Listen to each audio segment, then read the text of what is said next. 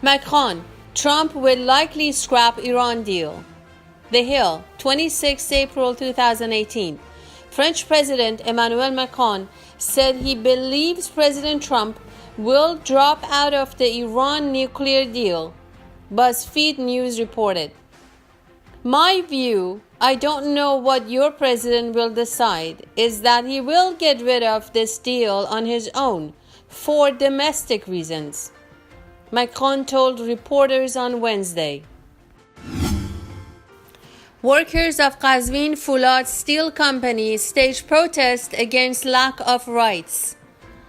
On Wednesday, April 25th, after neglecting the rights and demands of Qazvin Foolad steel company workers from Takestan, laborers took their protests and gatherings to Qazvin, and the workers gathered in front of Qazvin Governorate. Approximately 100 of the 200 employees of the Qazvin steel factory, after meeting in front of the Qazvin Governorate building, went to Qazvin Judiciary and expressed their protest and demands over there. Merchants in Bane start 11 days of strike. On Wednesday, April 25th, the Bazaar shopkeepers and merchants in Bane, Western Iran, entered the 11th day of a strike to protest the closure of the borders and the increase in custom rates. The Iranian regime has completely closed the border crossings of Bane, Marivan, Piranshah, and Sardasht in recent months. The closure of the borders, and especially the Porter's Pathway borders, has led to a sharp rise in unemployment. Protest gathering in Rashed, Iran, April 25, 2018. Local workers of the Ilam Petrochemical Company in western Iran gathered in protest against the breach in their contract and the layoff of workers by the state-affiliated company.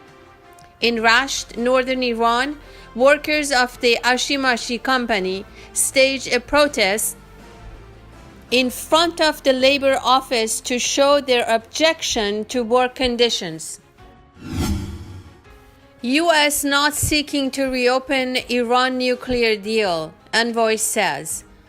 The United States is not seeking to reopen or renegotiate the Iran nuclear deal, but hopes to stay in it to fix its flaws with a supplementary agreement. U.S. non-proliferation envoy Christopher Ford said on Wednesday. U.S. President Donald Trump and French President Emmanuel Macron pledged on Tuesday to seek stronger measures to contain Iran's regime, but Trump refrained from committing to staying in the 2015 nuclear deal and threatened Tehran with retaliation if it restarted its nuclear program. Lacking media rights defenders, Iran deemed unsafe for journalists.